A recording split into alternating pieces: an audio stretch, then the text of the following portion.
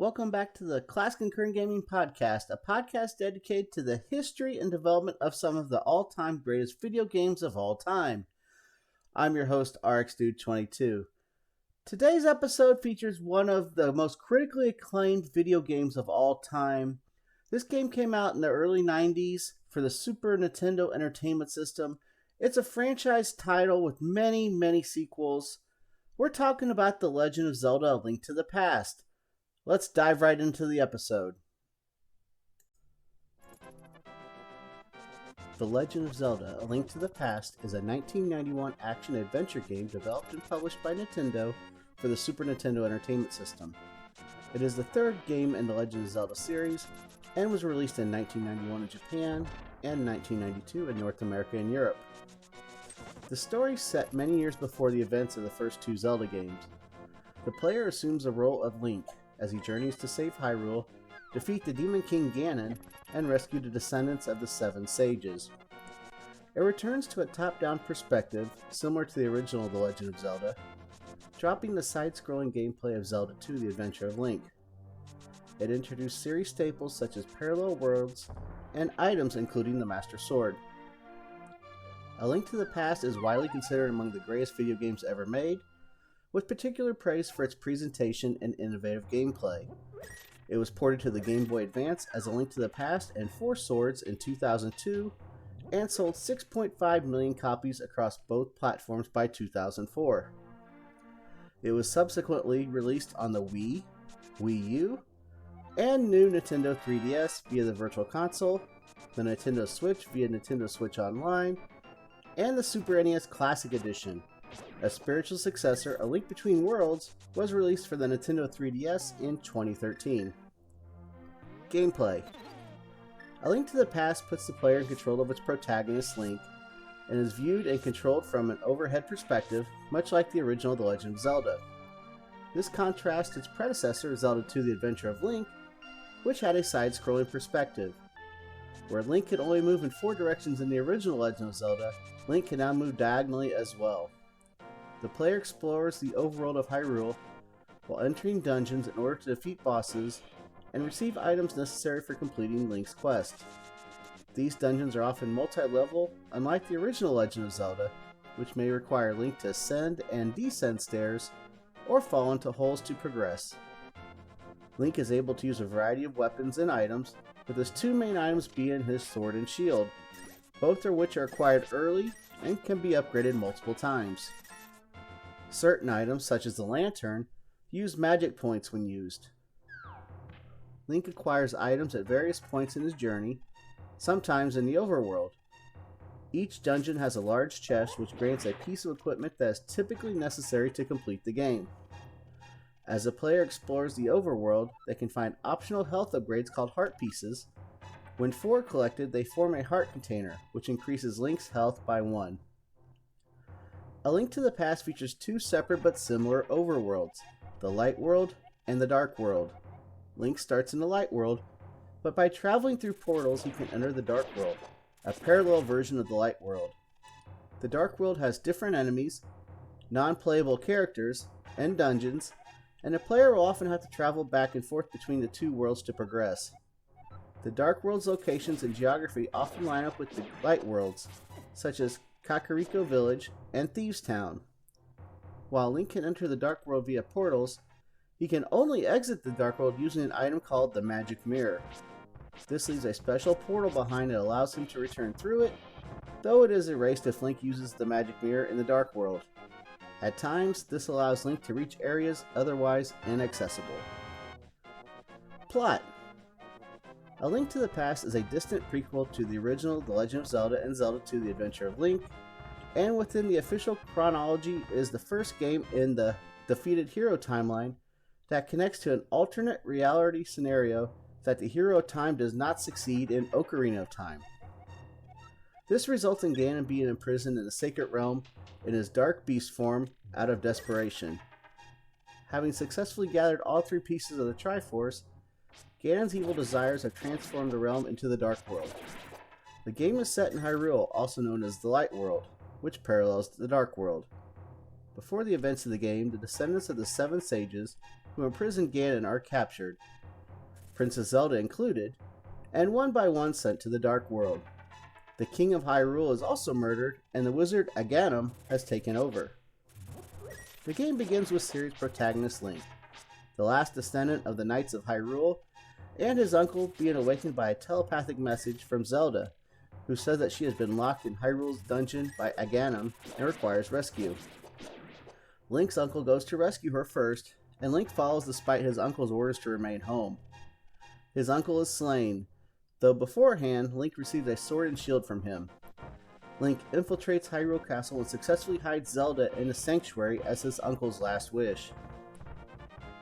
Zelda remains in the sanctuary with the priest, who tells Link that Aganim is a powerful wizard planning to free Ganon from the Dark World, after he was imprisoned for attempting to use the Triforce for evil purposes. Aganim's weak point is the Master Sword, a relic weapon only the chosen hero can wield. To do so, the hero must obtain the 3 pendants.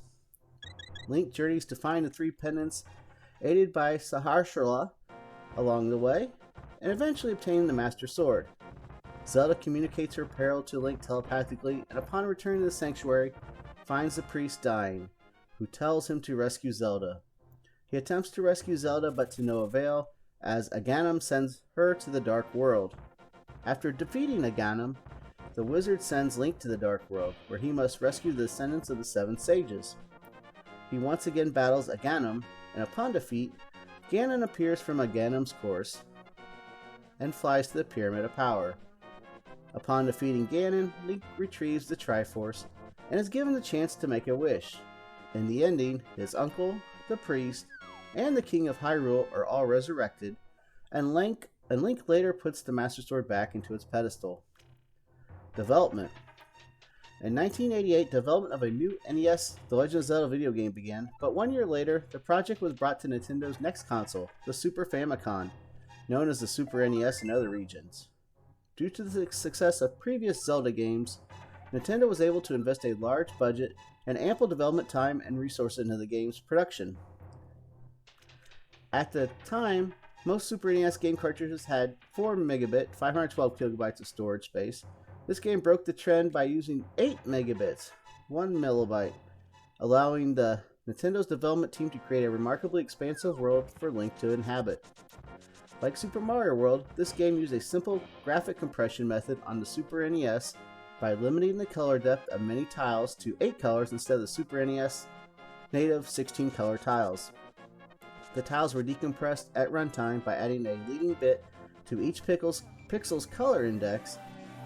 Storage space was also saved by eliminating duplication. The Light World and the Dark World are almost identical in layout, though using different texture tiles, and the Dark World exists in the ROM only as an overlay of the Light World. Producer Shigeru Miyamoto originally intended the game to feature a party, one that consisted of the protagonist, a magic user, and a girl. The script was written by series newcomer Kensuke Tanabe, while Yoshiaki Koizumi was responsible for the background story explained in the instruction manual. Due to time constraints, certain features were cut from the final release, such as the ability to cause wildfires in grassy areas, which would later be incorporated into Four Swords Adventures. Music. The score was composed, arranged, and produced by Koji Kondo. The overworld theme of The Legend of Zelda, Hyrule Overture, returns in A Link to the Past, redone in SMP style. The theme is also featured in Light World Overworld and in end credits. A Link to the Past helped to establish the musical core of the Zelda series. While the first game originated the Hyrule Overture, many recurring motifs of the Zelda scores come from A Link to the Past, including Zelda's Lullaby, Princess Zelda's theme, Ganondorf's theme, Hyrule Castle, Royal Family theme, Kakariko Village, and Select Screen Fairy Cave. These themes have been used in subsequent The Legend of Zelda games. A soundtrack to Kamigami no Triforce, entitled The Legend of Zelda Sound and Drama, was released by Sony Records in Japan on June 22, 1994. The first disc is 44 minutes long and features rearranged versions of a selection of the game's themes, along with a bonus drama track. The second disc features 54 minutes of the original arrangements of the game and those of the original NES game. Localization. The English language localization included changes to the original Japanese game. The most common change was the removal of religious references to conform with Nintendo America's content guidelines. The most obvious change was made to the subtitle, which was renamed from Kamigami no Triforce, Triforce of the Gods, to A Link to the Past. The sanctuary, in which Zelda hides, is modeled on the Christian chapel, with rows of pews, stained glass windows, a raised chancel, and altar, but it contains no overt religious symbols, and the dialogue of characters within it was simplified to remove any religious implications. The font used to represent an unreadable language, Hylian, originally had designs of a vulture and an ankh. These designs were based on Egyptian hieroglyphs, which carry religious meanings, and they were altered in the English version. The localization also changed plot details included in the instruction manual. The priest Aghanim became a wizard, and his background, which originally implied that he was sent by the gods, was altered to remove any celestial origins. Easter egg.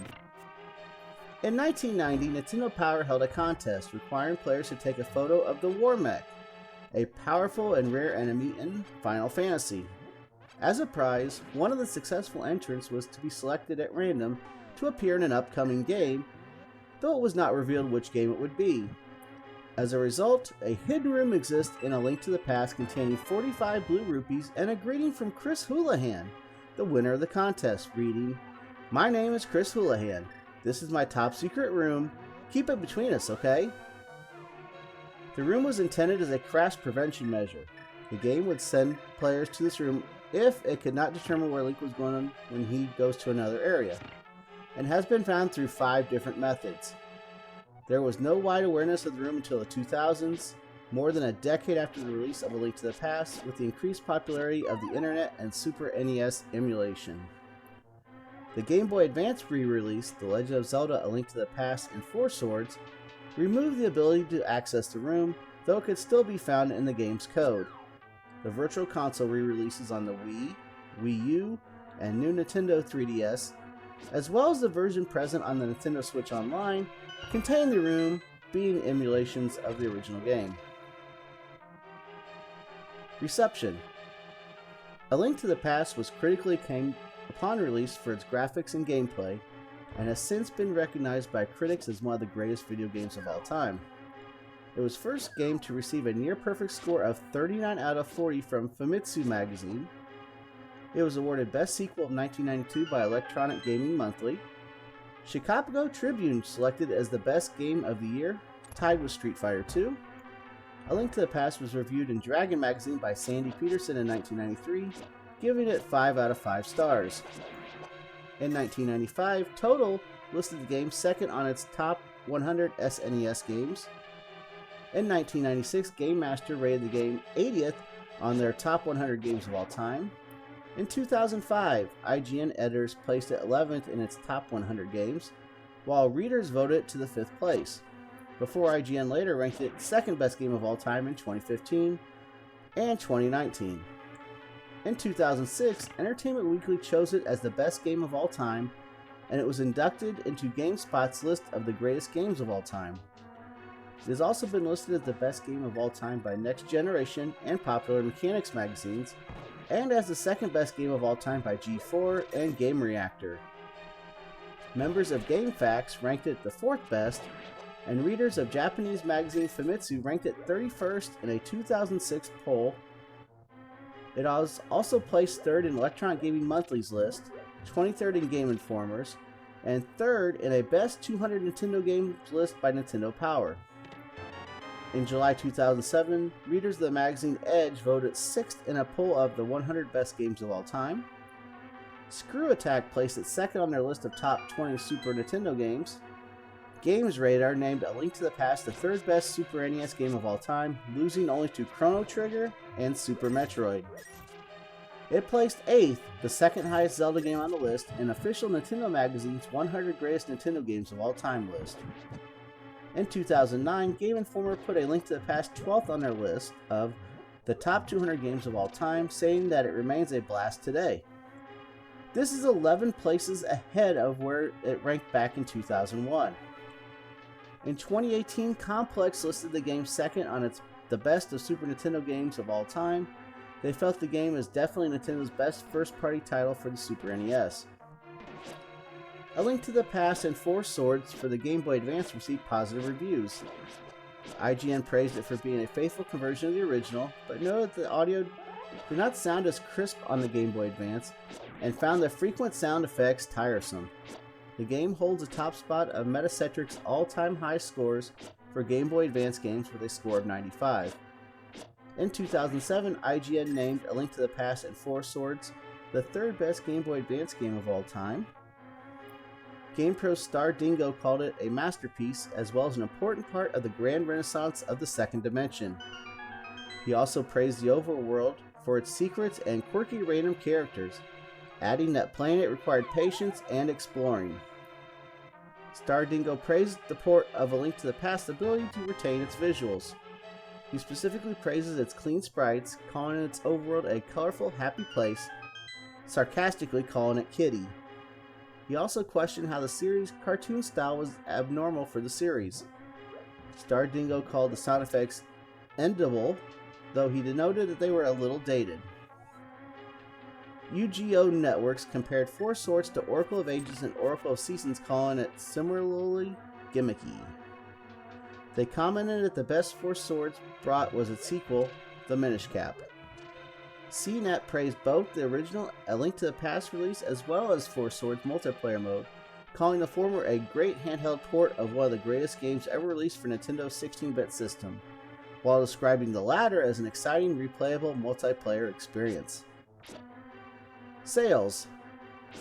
The game was a commercial success upon release. In Japan, it topped the Famitsu sales charts during November through December 1991 and January 1992, becoming the best-selling 1991 release. In the United States, it became the third best-selling game of 1992, below Sonic the Hedgehog 2 and Street Fighter 2, with 1 million units sold. It had an exceptionally long stay on Nintendo Power's top games list, ranking number 2 in Nintendo Power's last issue in December 2012, when the Super NES list was retired. A Link to the Past had more than 5 consecutive years in the number 1 spot. It was later re-released as a Player's Choice title in North America, indicating that it had sold a minimum of 1 million copies there. Worldwide, it was one of the best-selling Super NES games, with 4.61 million units sold as of 2004. The later Game Boy Advance version in the United States alone sold 1.4 million copies and earned $41 million by August 2006. During a period between January 2000 and August 2006, it was the 8th highest selling game launched for the Game Boy Advance, Nintendo DS, or PlayStation Portable in the country. The Game Boy Advance version sold 1.89 million units worldwide by 2004, bringing the total sales to 6.5 million units as of 2004.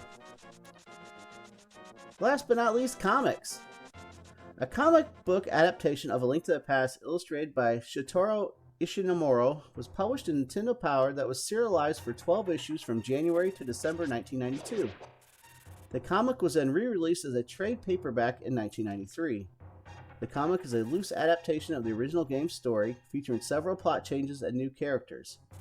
2 other manga were released in Japan, a manga by Ataru Kagiva from 1995 to 1996 that was serialized in Enix Corporation's monthly G Fantasy, and later collected into 3 volumes, and a 1-volume manga by the duo Akira Himakawa released in 2005 corresponded with the release of Game Boy Advance version.